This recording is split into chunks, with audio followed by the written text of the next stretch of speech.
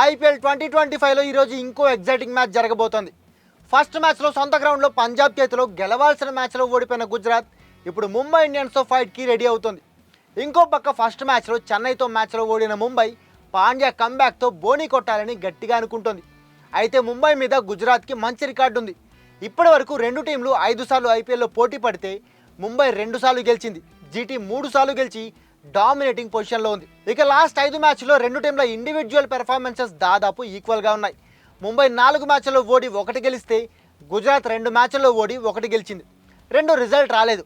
Last match performances బట్టి చూస్తే గుజరాత్లో పేస్ డిపార్ట్మెంట్ వీక్గా ఉంది. రబాడా బాగానే బౌలింగ్ చేస్తున్న సిరాజ్, ప్రసిద్ధ్ ఫెయిల్ అయ్యారు.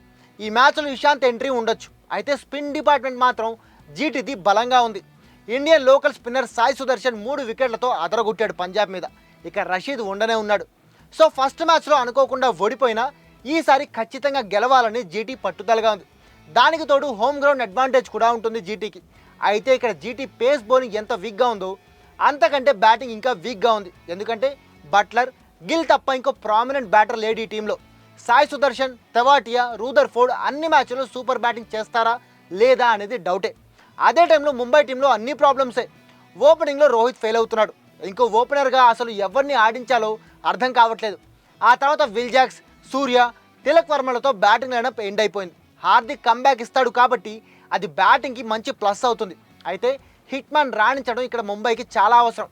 అదే ఆ టీం గెలుస్తుందా లేదా అనేది డిసైడ్ చేస్తుంది. అలాగే స్కై, జాక్స్ కూడా బాగా ఆడాలి. ముంబై బౌలింగ్లో బౌల్ట్, చాహర్, పేస్ పెయిర్ బాగుంది. కానీ ఒకవేళ బుమ్రా ఉండుంటే అపోనెంట్కి చుక్కలు కనపడేవి. But bad luck, Bumrah injury వల్ల దూరం అయ్యాడు. ఇక స్పిన్లో శాంటన్ లాంటి స్పిన్నర్ చెన్నై స్పిన్ ట్రాక్ పైనే ఫెయిల్ అయ్యాడు. ఒక పక్క ఇండియన్ డొమెస్టిక్ స్పిన్నర్ విఘ్నేష్ 3 వికెట్లతో ఎరగదీస్తే శాంటన్ మాత్రం 2 ఓవర్లలో 24 రన్స్ ఇచ్చి ఫెయిల్ అయ్యాడు. చెన్నై చేతిలో ముంబై ఓడిపోవడానికి మెయిన్ రీజన్ కూడా ఇదే. సో స్పిన్ డిపార్ట్మెంట్ మీద ముంబై ఇంకా ఫోకస్ చేయాలి. కరణ్ శర్మను తీసుకుంటే ఏమైనా యూజ్ అయ్యే ఛాన్స్ ఉంది. ఈ లెక్కన రెండు టీమ్స్ ప్లేయింగ్ 11 ఇలా ఉండొచ్చు.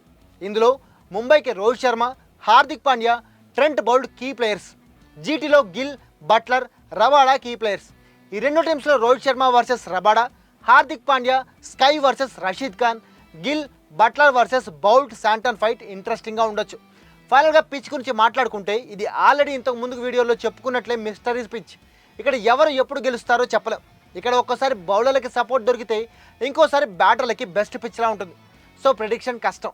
అయితే ఫస్ట్ బ్యాటింగ్ టీం ఏదైనా 200 మార్క్ టచ్ అయితే గెలిచే ఛాన్సెస్ పెరిగిపోతాయి ఆ టీంకి. మొన్న జరిగిన మ్యాచ్లో కూడా అదే చూసాం.